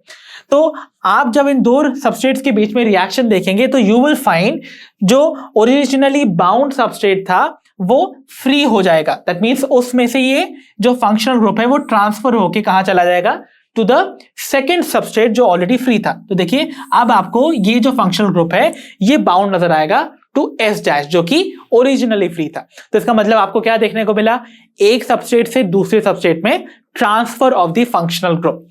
इस टाइप की रिएक्शंस को कैटलाइज करने वाले एंजाइम्स को हम बुलाते हैं transferases. I hope that is clear. तो बच्चों next class of enzymes are called the hydrolases, जो कि बिलोंग करते हैं to the class 3 of enzymes. तो as the name suggest hydrolases, यानी कि ये ऐसे एंजाइम्स हैं जो कि कैटलाइज करेंगे सबस्ट्रेट्स के ब्रेक डाउन को बाय एडिशन ऑफ वाटर, क्योंकि addition of water break down water के एडिशन से किसी भी सबस्ट्रेट के ब्रेक डाउन को हम बुलाते हैं हाइड्रोलिसिस। तो जितने भी आपके डाइजेस्टिव एंजाइम्स है ना, they are best examples of these enzymes. तो all digestive enzymes are going to be the examples of the hydrolysis। तो बेस्ट एग्जांपल्स में अगर आप रिप्रेजेंट करें तो इमेजिन कीजिए हमने कितने टाइप के बायोमोलिक्यूल्स पढ़े थे, हमने पढ़े थे सपोज पॉलीसैकेराइड्स, राइट। सो पॉलीसैकेराइड्स जो कि हैं द कार्बोहाइड्रेट्स। तो आपको पता है ना कार्बोहाइड्रेट्स हो चाहे प्रोटीन्स हो चाहे लिपिड्स हो, ये सभी जिन भी बॉन्ड्स के थ्रू कनेक्ट हो रहे थे। फॉर एग्जांपल कार्बोहाइड्रेट्स के केस में आपको ग्लाइकोसिडिक बॉन्ड दिख रहा था, आपको प्रोटीन्स के केस में पेप्टाइड बॉन्ड देखने को मिल रहा था, लिपिड्स के केस में एस्टर बॉन्ड देखने को मिल रहे थे। उन सभी में आपको याद हो तो वाटर का एलिमिनेशन होता था और वो बॉन्ड बन जाते थे। अगर हम वो वाटर वापस ऐड कर दें तो वापस से ओरिजिनल सबस्ट्रेट मिल जाएंगे। फॉर एग्जांपल अगर मैं कार्बोहाइड्रेट में वाटर को ऐड कर दूं by the presence of an enzyme जिसका नाम होगा, क्योंकि कार्बोहाइड्रेट हमारा सबस्ट्रेट है तो एंजाइम होगा कार्बोहाइड्रेसेस। सो कार्बोहाइड्रेसेस क्या करेंगे, वाटर के एडिशन से पॉलीसैकेराइड्स के बीच में जो ग्लाइकोसाइडिक बॉन्ड्स हैं उनको ब्रेक कर देंगे और आपको देखने को मिलेंगे द स्मॉलर सब यूनिट्स ऑफ द पॉलीसैकेराइड जो कि हैं द मोनोसैकेराइड्स। सिमिलरली जो प्रोटीन्स होंगे वो प्रोटीन्स भी फर्दर एक्ट अपॉन होंगे by the enzymes called proteases, और ये प्रोटीएजेस उनको भी ब्रेक कर देंगे इनटू अमाइनो एसिड्स। तो आपको पता था ना amino acids, 2 amino acid join होते थे बाय द पेप्टाइड लिंकेज जो कि बनता था by the removal of water molecule. आपने वो वाटर मॉलिक्यूल फिर से ऐड कर दिया एंड ये एंजाइम जो है उसको रिएक्शन को कैटलाइज करेगा और फाइनली आपको प्रोडक्ट का ब्रेकडाउन या सबस्ट्रेट का ब्रेकडाउन देखने को मिलेगा। So these type of reactions are called hydrolysis, और जो एंजाइम्स इनको bring about करते हैं we call them hydrolases. So they belong to the group or the class 3 of the enzymes. Next category है lyases की। तो lyases में आने वाले वो enzymes हैं जो अगेन सबस्ट्रेट को तो ब्रेक डाउन करेंगे बट विदाउट एडिंग वाटर। सो ये यहाँ पर स्प्लिटिंग ऑफ सबस्ट्रेट देखने को मिलेगा विदाउट एडिशन ऑफ वाटर, और इस टाइप की रिएक्शन में हमेशा आपको डबल बॉन्ड का फॉर्मेशन देखने को मिलेगा। तो यहां पर देखिए इस रिएक्शन को रिप्रेजेंट किया जा रहा है जो कि ब्रिंग अबाउट होती है बाय दीज लाइएसेस। तो यहां पर आप देखिए सबस्ट्रेट है जहां पर आपको दो कार्बन के ऊपर दो separate X and Y group देखने को मिल रहे हैं। व्हाट विल हैपन, ये जो एंजाइम्स हैं द लाइएसेस वो बॉन्ड्स की ब्रेकेज करवाएंगे, जिससे क्या होगा देखिए एक बॉन्ड यहां टूट के सी और वाई के बीच से टूट के इधर पर सी और सी के बीच में आ गया, और ये वाला जो बॉन्ड है वो एक्स एंड वाई के बीच में बन गया। तो देखिए आपको एक्स एंड वाई भी बॉन्ड होते हुए नजर आ रहे हैं, और साथ ही साथ सी डबल बॉन्ड सी यानी कि डबल बॉन्ड का फॉर्मेशन भी नजर आ रहा है by the activity of the lyases. I hope it is clear. तो आइए बच्चों अब हम डिस्कस करते हैं the next class of the enzymes, they are called isomerases. तो एज द नेम सजेस्ट ये एंजाइम जो है उस टाइप की रिएक्शन को कैटालाइज करेंगे जहां पर आपको मॉलिक्यूलर रीअरेंजमेंट देखने को मिलेगा विद इन अ सबस्ट्रेट। मतलब सबस्ट्रेट के जो एटम्स हैं वो आपस में रीअरेंज करके और नया स्ट्रक्चर फॉर्म करेंगे, but the number of atom जो हैं वो ऑलरेडी जो प्रेजेंट थे वही सेम रहने वाले हैं। सो आपको यहां पर रीअरेंजमेंट देखने को मिलेगा with in the substrate molecules, जैसे कि आइसोमर्स बनते हैं। आइसोमर्स आई होप आप सभी को पता है ना, तो आप जानते होंगे ऐसे कंपाउंड जिनका जो ये आपस में मॉलिक्यूलर फॉर्मूला सेम पोजेस करते हैं बट उनके स्ट्रक्चरल फॉर्मूला में डिफरेंस आता था।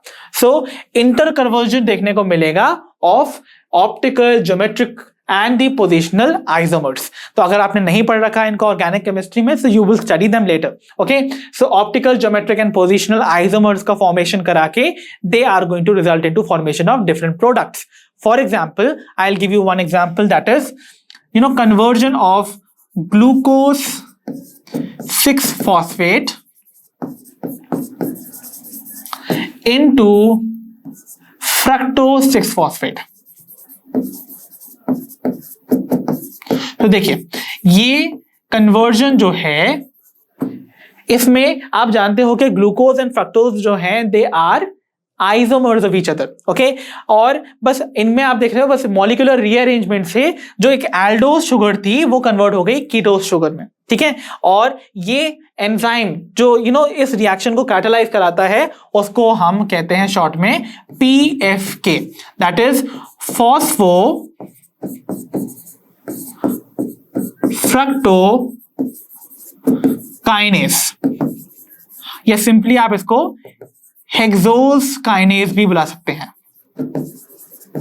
ओके, सो इस टाइप का एंजाइम जो है वो क्या कर रहा है, एक सबस्ट्रेट के मॉलिक्यूलर रीअरेंजमेंट से दूसरे प्रोडक्ट का फॉर्मेशन कर रहा है, बट रिमेंबर इनका मॉलिक्यूलर फॉर्मूला सेम रहेगा, बस स्ट्रक्चर में डिफरेंस नजर आता है। Okay, Okay, then we have the last class of the enzymes which are called the ligases, and ligases ऐसे enzymes हैं जो कि gluing का काम करते हैं, मतलब जोड़ने का काम करते हैं दो substrates को together. So they catalyze linking together of two substrate molecules by formation of bonds. Okay, तो जैसे आप मान लीजिए कि दो अमाइनो एसिड्स को जोड़ने का काम या फिर दो न्यूक्लियोटाइड्स को जोड़ने का काम obviously they are done by certain enzymes. तो मान के चल लेते हैं दो न्यूक्लियोटाइड्स हैं suppose, so one nucleotide with the another,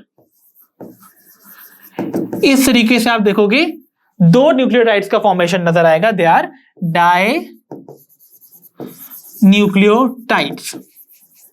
okay, और इस टाइप के एंजाइम्स जो है बेसिकली कहलाते हैं पॉलीमरेसेस, बिकॉज वो पॉलीमर्स बनाते जाते हैं by adding more and more monomers. Okay, तो इस तरीके से ऐसी टाइप की जो रिएक्शंस हैं जिनमें कि आप लिंकिंग देखेंगे between two small units by a bond formation, वो कैटालाइज करते हैं द कैटेगरी और the class of enzymes called ligases. So I hope all the 6 classes of the enzymes is very very clear to all of you. तो आइए बच्चों अब हम discuss करते हैं वो next topic that is the nomenclature of enzymes. Okay, that means हम यहां पर डिस्कस करने वाले हैं कि एंजाइम्स को हम नेम कैसे करते हैं। सो बेसिकली जिस IUB that is international Union of biochemistry ने एंजाइम्स को 6 क्लासेस में डिवाइड किया था based on the type of reaction they catalyse, वही IUB जो है वो एक तरीका आपको देती है टू नेम द एंजाइम्स। तो अकॉर्डिंग टू IUB हर एंजाइम को एक 4 digit enzyme commission number that is EC number provide किया जाता है। सो वो एग्जांपल के तौर पे देखिए यहां पर इस तरीके से दिया गया है। तो EC stand for the enzyme classification, okay, and यहां पर 4 डिजिट का आपको नंबर इस तरीके से देखने को मिलेगा। तो जो फर्स्ट टाइप का जो फर्स्ट नंबर आपको देखने को मिलता है वो डिनोट करता है द क्लास ऑफ एंजाइम। तो अगर यहां पर फर्स्ट क्लास को बिलोंग कर रहा है ये एंजाइम, दैट मींस ये एंजाइम होगा to the category of enzymes called oxidoreductases या डिहाइड्रोजनेसेस। याद है क्लास 1 एंजाइम्स दे वर ऑक्सीडोरिडक्टेसेस या डिहाइड्रोजनेसेस। सिमिलरली आपको सब क्लासेस देखने को मिलेंगी, यानी कि the next number would represent the सब क्लास, यानी कि क्लास की भी सब क्लास होगी। तो हर जो क्लास हमने देखी है ना उनकी करीबन 4 to 13 सब क्लासेस भी होती हैं। सो उनके हिसाब से कौन सी सब क्लास को वो बिलोंग कर रहा है उनको भी एक एक नंबर प्रोवाइड किया जाता है। So the next number represents a सब क्लास, देन उसके बाद तो 3rd डिजिट होती है इसी नंबर में that represent the sub division, and finally जो 4th नंबर होता है वो रिप्रेजेंट करता है किस टाइप की रिएक्शन को कैटालाइज कर रहा है वो पर्टिकुलर एंजाइम। सो इस प्रकार आप देखते हो कि एक 4 digit EC number that is enzyme classification या फिर आप कह सकते हो एंजाइम कमीशन नंबर डिटरमिन करता है किस टाइप का एंजाइम हम डील कर रहे हैं। I hope nomenclature of the enzyme according to the IUB is clear. अब हम कुछ ट्रिवियल मैकेनिज्म देख लेते हैं जिससे हम की नॉमेनक्लेचर या नेमिंग प्रोवाइड करते हैं टू अ पर्टिकुलर एंजाइम। तो आइए बच्चों अब हम डिस्कस करते हैं कुछ अदर मेथड्स जिनके थ्रू हम एंजाइम्स को एक नेम असाइन करते हैं। तो another mechanism is the way, इसमें हम क्या करने वाले हैं कि हम एंजाइम किस सबस्ट्रेट पे एक्ट कर रहा है उसमें एक सफिक्स ऐड कर देते हैं दैट इज एस। तो आपने नॉर्मली भी देखा होगा जब भी हम एंजाइम के बारे में डील करते हैं तो हम हमेशा उसके आगे एक सफिक्स लगाते हैं दैट इज एस, है ना, और वो रिप्रेजेंट करता है that we are talking about an enzyme. तो देखिए based on the substrate enzyme का नाम कैसे बन सकता है। तो मान लीजिए एक एंजाइम है जो कि सुक्रोज को ब्रेक कर रहा है, तो जिस सबस्ट्रेट पे वो एक्ट कर रहा है दैट इज सुक्रोज, इसलिए enzyme would be called sucrase. Then अगर माल्टोज पे एक्ट कर रहा है तो we call it maltase. Lipids और लिपिड्स पे एक्ट करने वाले एंजाइम को we call as lipase, and finally proteins पे एक्ट करने वाले एंजाइम्स को वी कॉल प्रोटीएज। तो ये तो हो गया ऑन द बेसिस ऑफ कि किस सबस्ट्रेट पे आपका एंजाइम एक्ट कर रहा था। सेकंड बेसिस है ऑन द सोर्स, या जिस सोर्स से हमको एंजाइम जो है वो एक्सट्रैक्ट करने को मिल रहा है। तो मान लीजिए एक एंजाइम है जो कि आपको मिलता है from the ficus tree that is fig tree. तो फिग ट्री या फाइकस से मिलने वाले एंजाइम का नाम पड़ा फाइसिन, या फिर मान लीजिए वो एंजाइम आपको पपाया से देखने को मिला या एक्सट्रैक्ट होने पे मिला है, सो वो एंजाइम कहलाएगा पपायन। तो इस तरीके से एंजाइम का अदर तरीके हैं जिनसे एंजाइम को नेम असाइन किए जाते हैं based on either the substrate जिन पे वो एक्ट करते हैं या the source from which they have been extracted. I hope these are clear. तो आइए बच्चों अब हम डिस्कस करते हैं the various types of enzymes. Okay, तो एंजाइम्स के 2 ब्रॉड टाइप्स हैं बेस्ड ऑन देयर कॉम्पोजिशन, यानी कि वो एंजाइम्स आखिरकार मिलके बनते किससे हैं उसके बेसिस पे एंजाइम्स 2 ब्रॉड कैटेगरीज में डिवाइड किए गए हैं। तो पहले टाइप के एंजाइम्स को हम कहते हैं द सिंपल एंजाइम्स, यानी कि ये ऐसे एंजाइम्स हैं जो कि एंटायरली प्रोटीनेशियस हैं, मतलब ये सिर्फ और सिर्फ प्रोटीन्स के बने हैं। और मैंने आपको बताया था ना एंजाइम्स की डेफिनेशन में दैट दे आर प्रोटीन्स जिनके पास कैटालाइटिक पावर है। तो वो एंजाइम जो कि एंटायरली प्रोटीन के बने होते हैं उन्हें हम बुलाते हैं the simple enzymes. Okay, so they have only protein as its constituent. कुछ ऐसे भी एंजाइम्स आपको देखने को मिलेंगे जहां पर प्रोटीन के साथ साथ कुछ नॉन प्रोटीन पार्ट भी आपको उसमें अटैच्ड नजर आता है। तो दैट मींस ऐसे एंजाइम्स जो हैं कहलाते हैं कॉन्जुगेट एंजाइम्स, बिकॉज ये 2 डिफरेंट टाइप के सबस्ट्रेट्स के जॉइनिंग से बनते हैं। ओके, तो इसके पास एक प्रोटीन पार्ट होगा और एक नॉन प्रोटीन पार्ट अटैच्ड होगा। तो they also have a non proteinaceous part attached to the protein part. तो देखिए अगर हम बात करें उसके प्रोटीन पार्ट की, तो कॉन्जुगेट एंजाइम का जो प्रोटीन पार्ट है वो कहलाता है एपो एंजाइम। ओके, तो एपो एंजाइम क्या हुआ, कॉन्जुगेट एंजाइम का प्रोटीन पार्ट। और देखिए प्रोटीन पार्ट आप जानते हैं अगर ये है तो ऑब्वियसली यहां पर आपको जो चेन्स होती हैं प्रोटीन्स की उनकी क्रिस क्रॉसिंग नजर आएगी, और क्रिस क्रॉसिंग से वो पॉकेट्स या क्रेविसेस बनती थी जिन्हें हम बुलाते थे एक्टिव साइट, और एक्टिव साइट पे ही बाइंड होता था द सबस्ट्रेट। तो इसका मतलब अगर एक्टिव साइट प्रेजेंट होगी तो उसके हिसाब से ही जो स्पेसिफिक सबस्ट्रेट है वही वहां पर आके बाइंड कर पाएगा। इसीलिए एपो एंजाइम जो है वो कॉन्जुगेट एंजाइम्स को सबस्ट्रेट स्पेसिफिसिटी प्रोवाइड करता है कि कौन सा स्पेसिफिक सबस्ट्रेट जो है वो आकर बाइंड करेगा to these enzymes. Okay, so conjugate enzyme का फर्स्ट पार्ट हो गया या फर्स्ट कंपोनेंट हो गया एपो एंजाइम, जो कि है the protein part. But remember, जो एपो एंजाइम वाला पोर्शन है तो प्रोटीन पार्ट वो फंक्शनल नहीं होता है, उसको फंक्शनैलिटी प्रोवाइड करने के लिए एक नॉन प्रोटीन पार्ट का अटैचमेंट होना जरूरी है, और उस नॉन प्रोटीनेशियस पार्ट को हम कहते हैं कोफैक्टर। सो कोफैक्टर क्या है? This is that non proteinaceous part of the conjugate enzyme, right. So cofactor जो है वो प्रोवाइड करते हैं क्या?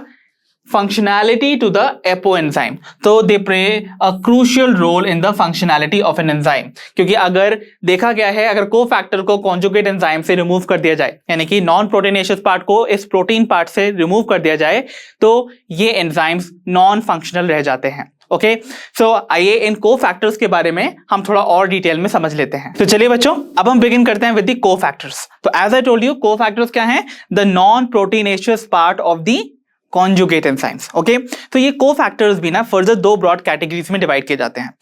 कुछ कोफैक्टर्स ऑर्गेनिक हो सकते हैं, कुछ इनऑर्गेनिक भी हो सकते हैं। तो फर्स्ट कैटेगरी आपको देखने को मिलती है ऑफ द ऑर्गेनिक कोफैक्टर्स। तो ऑर्गेनिक कोफैक्टर्स को भी फर्दर इस बेसिस पे दो ब्रॉड कैटेगरीज में डिवाइड किया गया है कि ये किस तरीके से जो प्रोटीन पार्ट है दैट इज एपो एंजाइम से बाइंड होते हैं। ओके, सो अगर इनकी बाइंडिंग बहुत टाइटली होती है to the protein part that is apoenzyme, तो ऐसे वाले ऑर्गेनिक कोफैक्टर्स को हम बुलाते हैं प्रोस्थेटिक कोफैक्टर्स या simply the prosthetic groups. Okay, तो प्रोस्थेटिक ग्रुप्स जो हैं उनका क्या नेचर है? They bind very tightly to the protein part that is the apoenzyme. Okay, so prosthetic group का अटैचमेंट एक तरह से परमानेंट नजर आता है, राइट। तो इसका बेस्ट एग्जांपल आपको देखने को मिलता है in the enzymes called catalase and peroxidase. याद है आप सबको, कैटालेज और पेरोक्सीडेज को हमने पढ़ा था cell the unit of life में। ये माइक्रोबॉडी जिसका नाम क्या था? पेरोक्सिसोम्स में पाए जाने वाले एंजाइम्स हैं, जो कि ऑर्गेनिक कंपाउंड्स को पहले तो ब्रेक करते हैं पेरोक्सीडेज एंजाइम की मदद से into peroxide that is hydrogen peroxide, और उस हाइड्रोजन पेरोक्साइड को भी फर्दर वाटर और ऑक्सीजन में ब्रेक कर दिया जाता है बाय द एंजाइम्स कैटालेज। तो पेरोक्सीडेज और कैटालेज नाम के एंजाइम्स में एक प्रोस्थेटिक ग्रुप आपको देखने को मिलता है which is called the haem group. तो हीम जो है इसका एग्जाम्पल हो जाता है। So haem is the prosthetic group जो कि आपको एंजाइम पेरोक्सीडेज एंड कैटालेज में देखने को मिलेगा। नेक्स्ट टाइप का जो आपको एक ऑर्गेनिक कोफैक्टर देखने को मिलता है, उसका नेचर ऑफ अटैचमेंट जो है वो लूज है, यानी कि ये लूजली अटैच होता है to the apoenzyme. Okay, अगर इसका लूज अटैचमेंट है इसका मतलब यानी कि इसका अटैचमेंट हुआ टेम्पररी या ट्रांजिएंट, ठीक है, यानी कि थोड़े से समय के लिए ही ये बाइंड होता है to the protein part. Okay, तो यहां पर आप देख लो ये जो कोएंजाइम है ये लेटर ऑन अटैचमेंट के बाद डिटैच कर जाता है। ओके, एंड ऐसे वाले कोएंजाइम का बेस्ट एग्जांपल आप बहुत सारे देखते हैं। Best examples would be NAD या NADP। ओके, सो NAD या NADP का फुल फॉर्म आप जानते होंगे, that is nicotinamide adenine dinucleotide या simply nicotinamide adenine dinucleotide phosphate. Okay, तो these are the two coenzymes, और इसमें आपको अटैचमेंट प्रेजेंस नजर आता है मोस्टली ऑफ विटामिन्स, और इन दोनों में आपको नजर आएगा प्रेजेंस ऑफ विटामिन B3 जिसे हम बुलाते हैं niacin. Okay, so remember this also. Okay, फिर हम चलते हैं हमारी next broad category of the cofactors जो कि है इनऑर्गेनिक कोफैक्टर्स। ओके, तो इनऑर्गेनिक कोफैक्टर्स में आपको अटैचमेंट नजर आता है ऑफ आइदर मेटल आयंस या फिर non metal ions. Okay, and ये जो अटैचमेंट होता है इनऑर्गेनिक कोफैक्टर्स का, ये लूज भी हो सकता है या टाइटली भी हो सकता है to the the protein part. Okay, और बेस्ट एग्जांपल आयंस का in the case of these enzymes would be the zinc ion जो कि यूज किया जाता है या it is present in the enzyme called carboxypeptidase. तो कार्बोक्सी पेप्टाइडेज जो है ये एक आपको पता है प्रोटियोलाइटिक एंजाइम है जो कि प्रोटीन्स की ब्रेक डाउन करता है फ्रॉम दैट साइड जहां पर आपको कार्बोक्सिल ग्रुप देखने को मिलता है, तो दैट इज कार्बोक्सीपेप्टाइडेज। ओके, तो आपने पढ़ा है ना, प्रोटीन की एक एन टर्मिनल होती है, सी टर्मिनल होती है, तो सी टर्मिनल पे कार्बोक्सिल ग्रुप प्रेजेंट है। तो कार्बोक्सिल ग्रुप से अगर कोई एंजाइम प्रोटीन का ब्रेकडाउन स्टार्ट करता है then we call it carboxypeptidase. और इस एंजाइम की एक्टिविटी के लिए जो मेटल आयन इंपॉर्टेंट है that is zinc ion. So remember, zinc ion जो है वो एक्टिविटी ऑफ कार्बोक्सीपेप्टाइडेज के लिए इंपॉर्टेंट है। सो आई होप ये कॉन्सेप्ट भी आपको कोफैक्टर से रिलेटेड समझ आया होगा। तो रिमेंबर, आपको देखने को मिला एक प्रोटीन पार्ट जिसे हम कहते थे एपो एंजाइम, और उससे अटैचमेंट आपको देखने को मिलती है एक नॉन प्रोटीन पार्ट की, which are called the cofactors. और ये कोफैक्टर्स 3 ब्रॉड कैटेगरीज में डिवाइड किए गए थे। पहला था आपका प्रोस्थेटिक ग्रुप, जहां पर वो ऑर्गेनिक कोफैक्टर है, बाइंड करता है tightly to the protein part, that is apoenzyme. या सेकेंडली कोएंजाइम थे जो कि लूजली बाउंड होते हैं टू द एपो एंजाइम। और तीसरे इनऑर्गेनिक कोफैक्टर्स हैं जो कि मेटल या नॉन मेटल आयंस हो सकते हैं।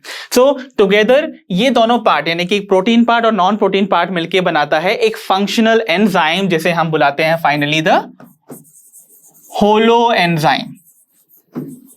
यानी कि होलो वर्ड का मतलब होता है कंप्लीट, तो यानी कि ये एंजाइम अब कंप्लीट हो गया है, बिकॉज एपो एंजाइम जो प्रोटीन पार्ट था this was non functional. Okay, और इसको फंक्शनैलिटी प्रोवाइड करने का काम किसने किया था? कोफैक्टर ने। I hope all these concepts regarding the conjugate enzymes and cofactors is very clear. तो बच्चों, इसी के साथ हमारा चैप्टर बायोमोलिक्यूल्स होता है फिनिश। I hope इस चैप्टर से रिलेटेड सारे इंपॉर्टेंट कॉन्सेप्ट्स आपको अच्छे से समझ आए होंगे। अब हम मिलेंगे अपनी नेक्स्ट वीडियो में। Until then आप अपना ध्यान रखिए, पढ़ते रहिए, और जैसा कि आप सभी जानते हैं, लर्नो हब फ्री है पर बेस्ट है।